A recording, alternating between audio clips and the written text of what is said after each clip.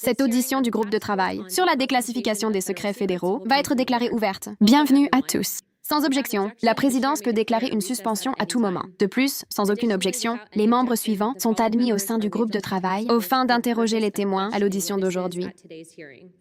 Le représentant Biggs de l'Arizona, le représentant Begich de l'Alaska, le représentant Augers du Tennessee, la représentante Titus du Nevada et le représentant Moscovitz de Floride.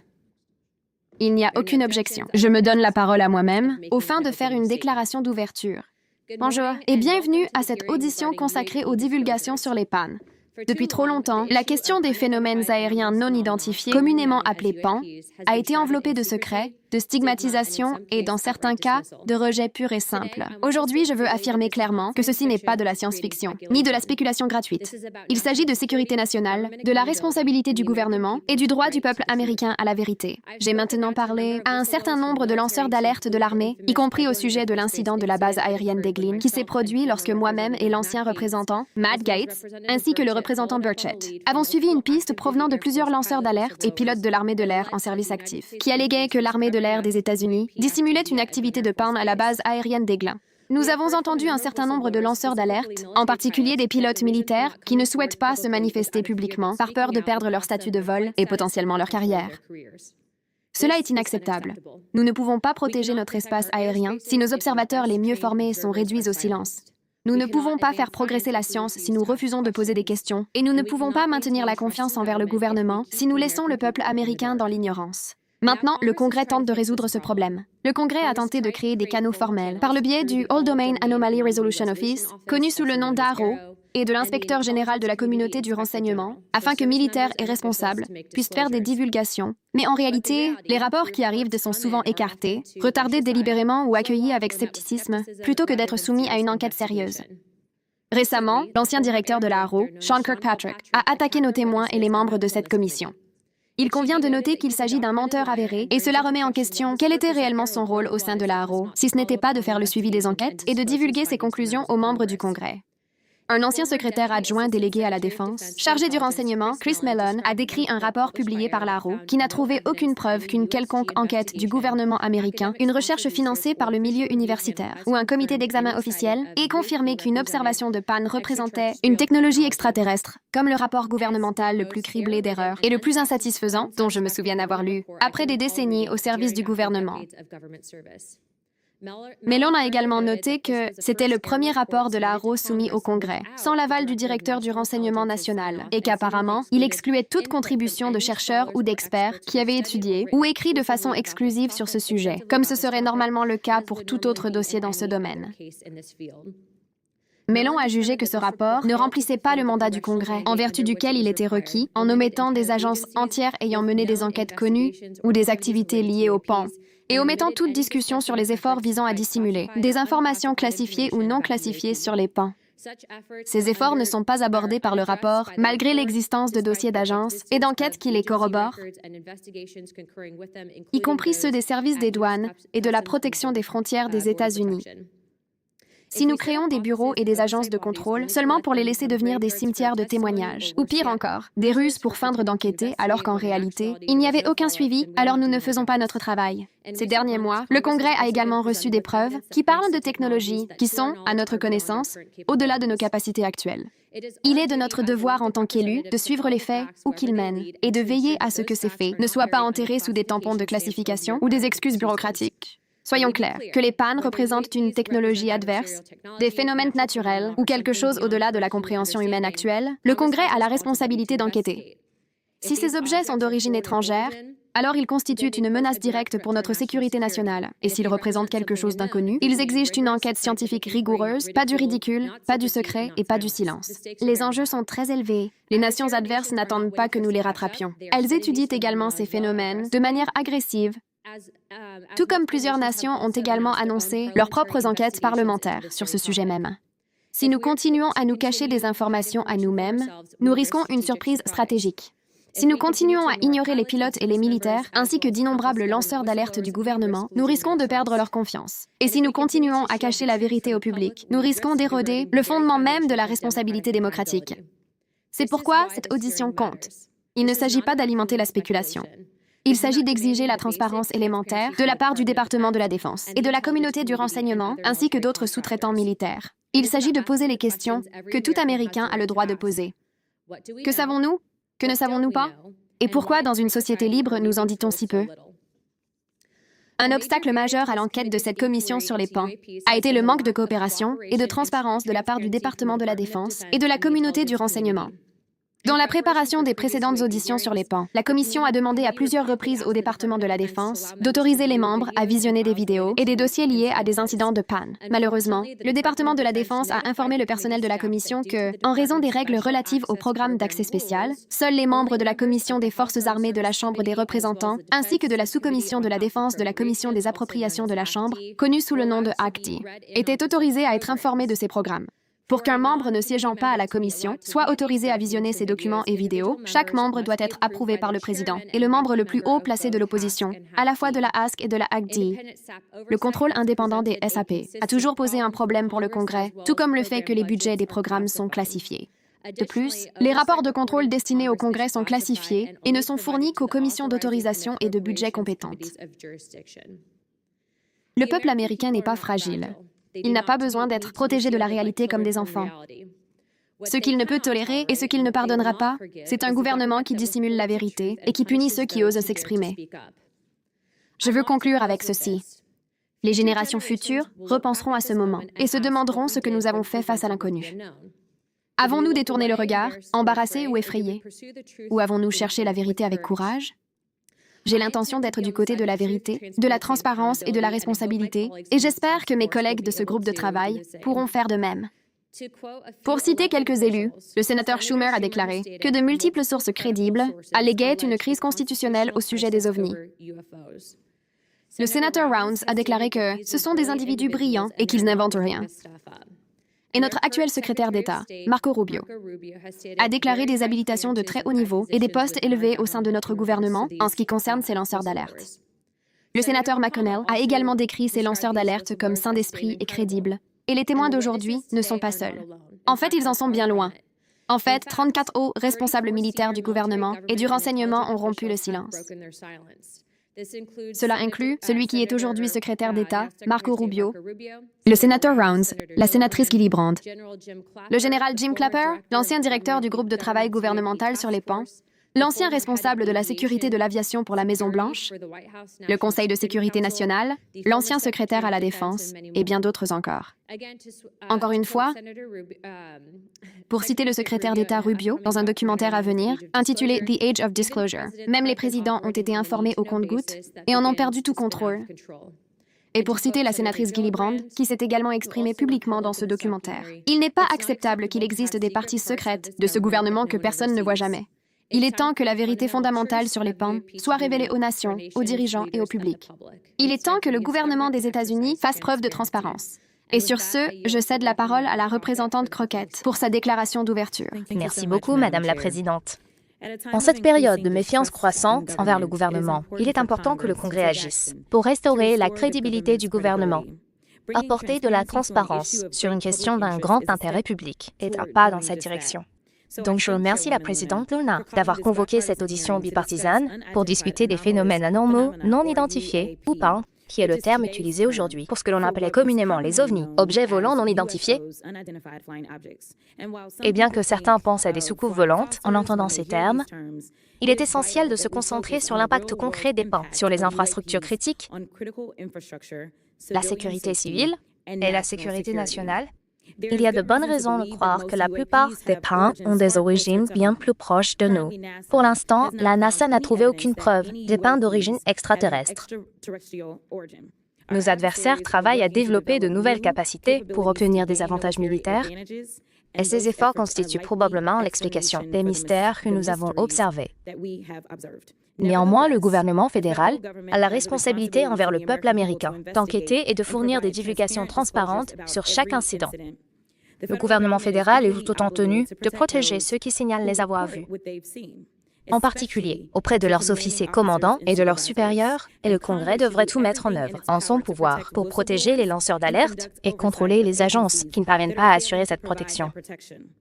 La démocratie dépend de la transparence, et la transparence repose souvent sur le courage d'individus prêts à risquer leur carrière, leur réputation et, dans certains cas, leur sécurité personnelle pour dire la vérité. J'ai donc hâte d'entendre les témoins aujourd'hui. Nous devrions accueillir leurs témoignages et reconnaître le courage dont ils ont fait preuve en venant devant nous. Nous devons veiller à ce que tous les lanceurs d'alerte sentent qu'ils peuvent se tourner vers le Congrès pour raconter leur histoire sans craindre de représailles ou de conséquences professionnelles. Nous avons besoin de transparence, pas seulement pour élaborer de meilleures politiques, mais aussi pour garantir que l'information circule entre tous ceux qui en ont besoin. Il y a trop d'exemples tragiques dans notre histoire, où des défaillances dans la circulation de l'information et un manque de coordination entre agences ont mené à une catastrophe. Rien que cette année, un défaut de communication entre la FAA et le département de la Défense a mené à la tragédie survenue au-dessus du Potomac. L'administration Biden-Harris a cherché à éliminer certaines de ces défaillances en créant le All Domain Anomaly Resolution Office au sein du département de la Défense pour réunir des sources issues de toutes les branches de l'armée, de la FAA et de la NASA afin d'unir leurs forces pour créer une image complète de ce qui se passe dans notre ciel. Certains signalements de pan ont des explications parfaitement normales. Des satellites, des drones grand public, des ballons météo, même des canulars. Mais nous devons enquêter sur chaque pan sans exception. Les États-Unis disposent de millions d'yeux dans le ciel, électroniques et humains. Mais seule la combinaison de sources civiles, commerciales et militaires peut commencer à créer une image complète. Nous devons donc veiller à ce que les gens puissent se manifester et signaler ce qu'ils ont vu aux autorités compétentes, et ils doivent avoir le droit de le faire sans craindre de représailles. Ce pays a une longue histoire de fonctionnaires dévoués qui défendent ce qui est juste, même face à d'éventuelles conséquences. Des Pentagon Papers au Watergate. En passant par les programmes de torture, les lanceurs d'alerte n'ont pas seulement informé le public, mais ont aussi donné au Congrès les moyens de remplir son devoir constitutionnel de contrôle. Les congrès précédents ont rédigé des lois pour accorder une protection juridique aux lanceurs d'alerte, et il nous appartient de travailler de manière responsable avec toutes les sources pour tenir l'exécutif responsable de ses actes. Nous sommes ici aujourd'hui pour écouter les récits de ceux qui ont été témoins d'événements d'intérêt pour le peuple américain et pour soutenir les politiques qui favorisent un environnement qui accueille et protège les lanceurs d'alerte. J'espère que cette audition sera un exemple du respect et de la protection que méritent les lanceurs d'alerte, ainsi que de l'importance d'exercer un contrôle sur le gouvernement fédéral. Je rends la parole. Je suis ravie d'accueillir le panel de témoins pour l'audition d'aujourd'hui. Je voudrais tout d'abord accueillir M. Jeffrey Nuccetelli. C'est un vétéran de l'armée de l'air des États-Unis et un fonctionnaire fédéral de carrière avec plus de 20 ans d'expérience dans la sécurité nationale, les forces de l'ordre et l'administration publique. Ensuite, nous avons M. Alexander Wiggins. M. Wiggins occupe actuellement le poste de spécialiste principal des opérations au sein de la Marine des États-Unis. M. Wiggins témoigne aujourd'hui à titre personnel et non au nom de la Marine des États-Unis. Puis, je voudrais donner la parole à la représentante du Nevada, la représentante Titus. Merci beaucoup, Madame la Présidente, et membres de l'opposition, de m'autoriser à siéger avec vous à cette commission aujourd'hui. Je suis honorée de pouvoir présenter ici un témoin qui vient de ma circonscription, George Knapp, qui a été l'expert incontesté et journaliste sur ce sujet que vous explorez aujourd'hui. Les pans ou les ovnis. George est un ami de longue date, je tiens à le dire d'emblée, mais aussi un journaliste très respecté et un expert reconnu dans ce domaine, sur le plan national et international. Juste un petit mot sur George. Il est arrivé à Las Vegas en 1979 et a rejoint la chaîne de télévision Callas en tant que journaliste généraliste en 1981. Depuis 1995, il est le journaliste d'investigation en chef pour cette chaîne. Il anime également une émission de radio nationale que vous pouvez écouter sur Coast to Coast AM, qui traite de nombreux sujets paranormaux dont vous discutez tous ici. Au fil des années, George a été, comme je l'ai dit, reconnu pour son travail. Il a reçu le prix Peabody, le prix Dupont, le prix Edward R. Murrow et 27 Emmy Awards régionaux différents pour son journalisme d'investigation. En effet, il a raconté l'histoire du Nevada avec clarté, avec objectivité et avec intégrité. Donc je sais que son témoignage aujourd'hui sera d'un grand intérêt et d'une grande valeur pour cette commission. Donc merci beaucoup. Ensuite, nous avons Monsieur Dylan Borland. Monsieur Borland est un vétéran de l'armée de l'air des États-Unis et a une longue carrière au service fédéral. Et enfin, je voudrais présenter Monsieur Joe Spielberger, conseiller politique principal au Project on Government Oversight. Conformément à la règle 9G de la Commission, les témoins veuillez vous lever et lever la main droite.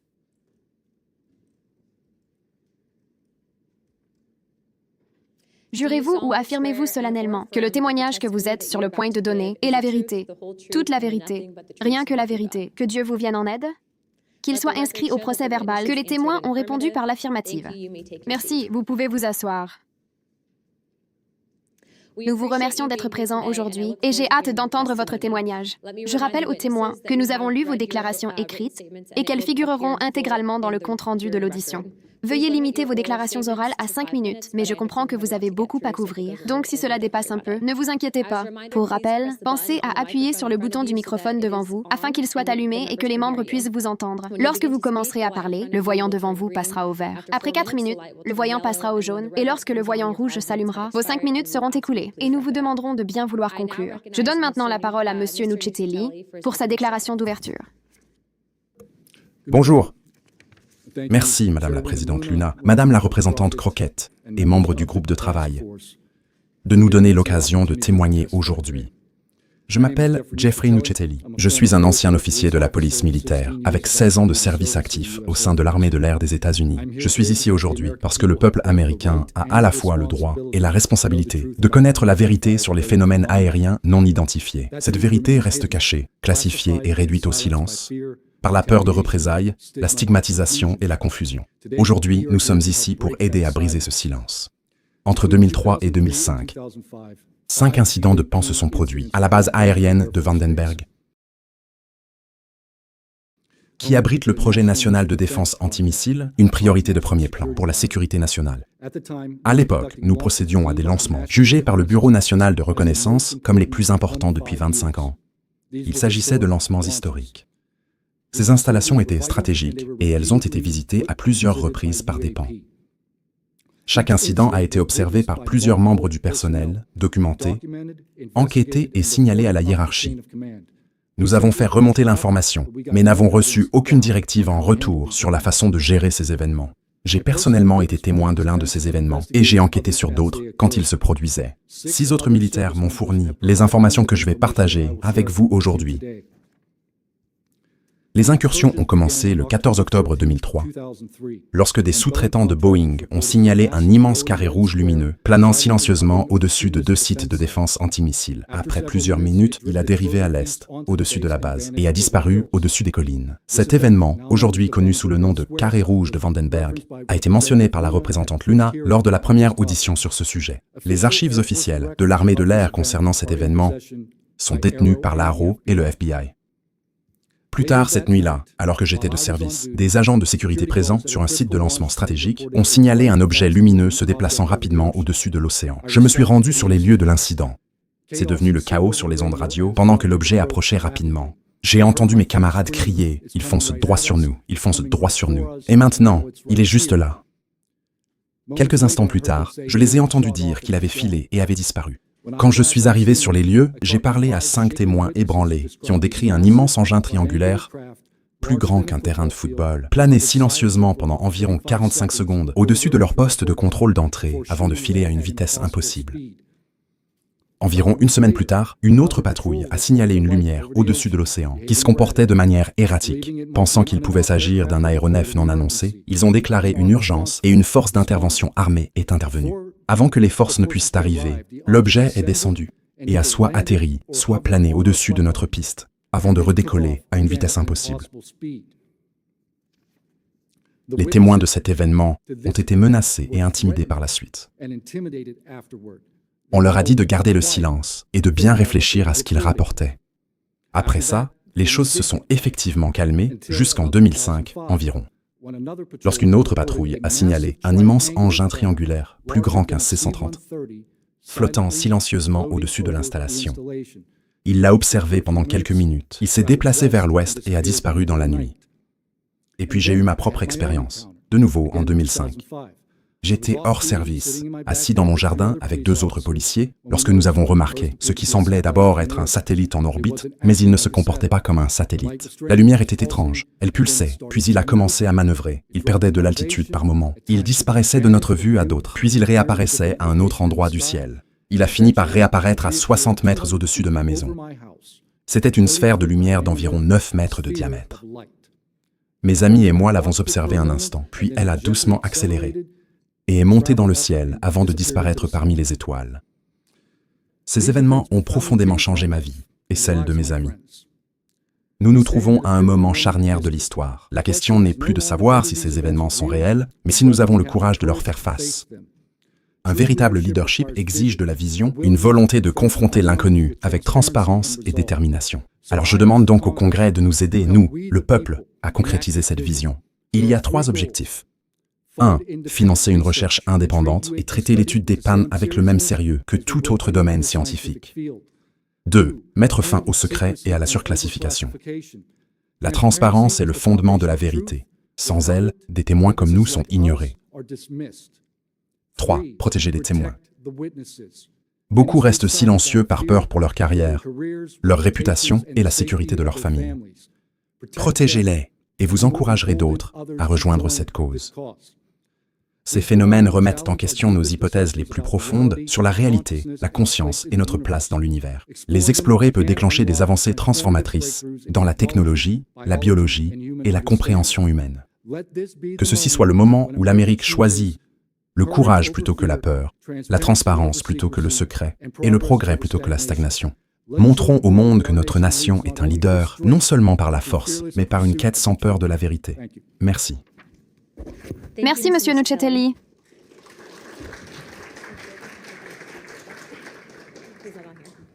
Je donne maintenant la parole au chef Wiggins pour sa déclaration d'ouverture.